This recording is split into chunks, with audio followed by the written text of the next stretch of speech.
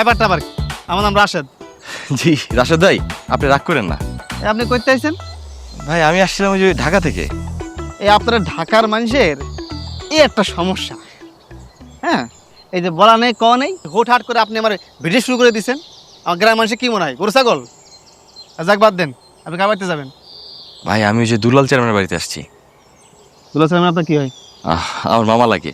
আসলে অনেকদিন পরে আসছি তো কিছু চিন্তা করতেছি না। এই যে যাইন না।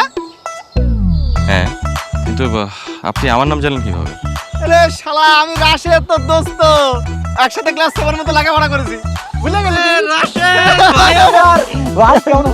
হ্যাঁ, কি রে রাশেদ, তুই এত লম্বা হয়ে গেলি? আমি ছোট থাকবো, তুই তো এখন লম্বা হয়ে গেছিস।